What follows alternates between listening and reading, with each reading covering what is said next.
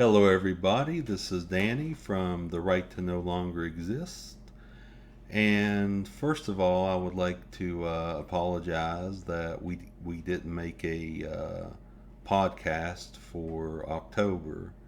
We had one in queue a couple weeks ago, but it had to be canceled at the last minute. So we will have one up very soon featuring Kevin, Amanda, and I.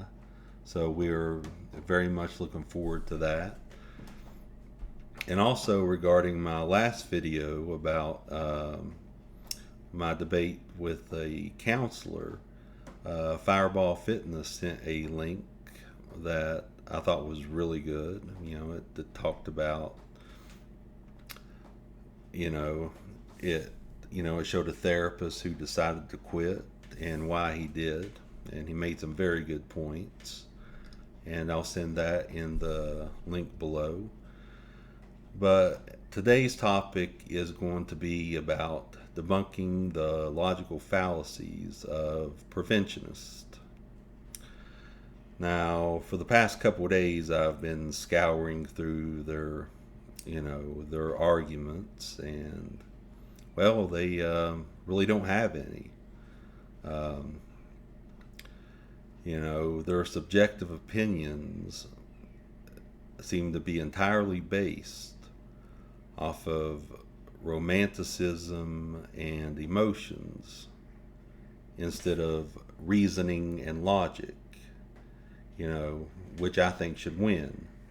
Reason and logic should win over emotions.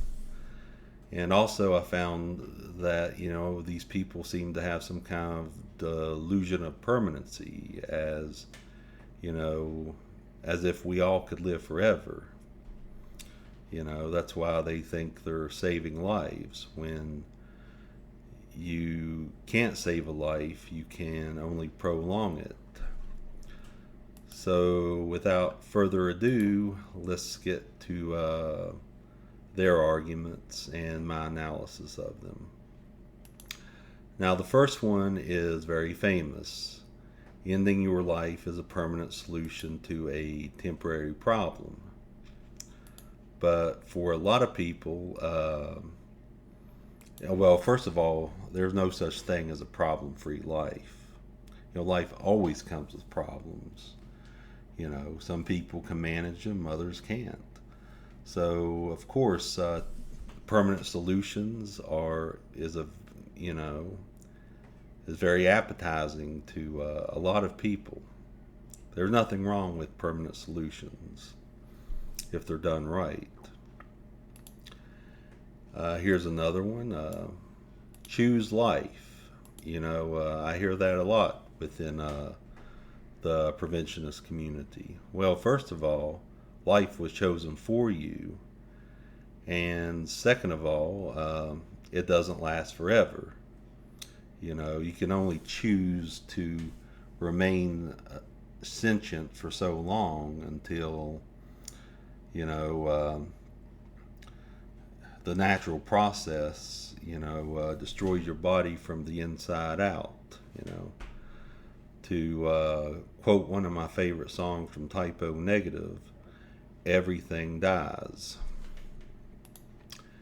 And the third one is, ending your life doesn't take the pain away, it passes it on to someone else.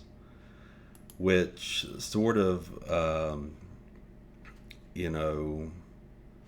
benefits the argument that I made a couple of videos ago, where I stated that, if you want to die and everyone else wants you to live, then who are you living for? You're living for everyone else's emotional stability.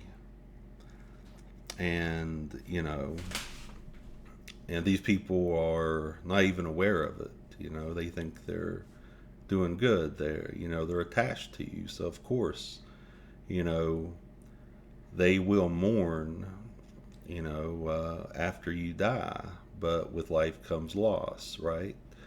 So the mourning process, the grieving process is going to come whether or not, you decide to take your own life or live a full one. I mean, if you live long enough, people will mourn you anyway.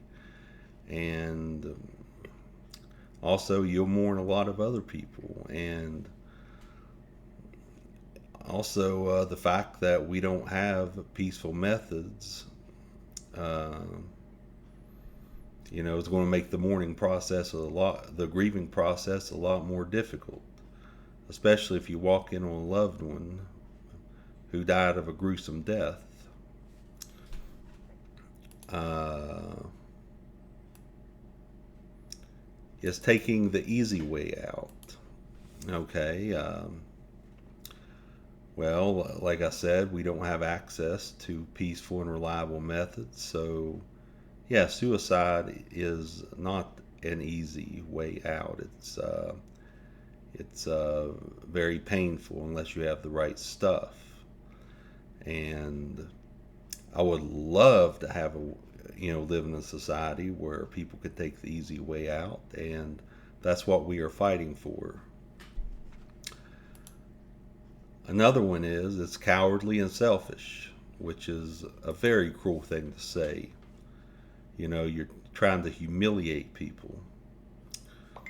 What if I said that it's cowardly and selfish to not let someone go because you're so attached to them? What if I said it takes courage to allow someone to exit gracefully? So, yeah, that's another one. And I got four more, but they are contributed to famous people. When you are tempted to give up, your breakthrough is probably just around the corner. Joyce Myers. Now, for people who don't know who she is, she's this very rich evangelical who has like 4 mansions spread across the country and a private jet. And I shit you not, she has a golden toilet that is worth $23,000. So I guess she thinks she is so important that every turd she plops should be,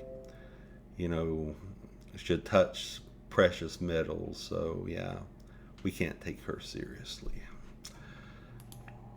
And you have no right to take your life. Now, this was said on a Dr. Phil episode. Now, Dr. Phil, who is not even a doctor anymore, is a total fraud. He'll only offer, he runs basically a modern day circus sideshow, and he'll only offer you help if you agree to humiliate yourself on national TV. And of course, millions of people are watching watching this show, getting off to other people's tragedy. If that ain't reason enough to want to get off this rock.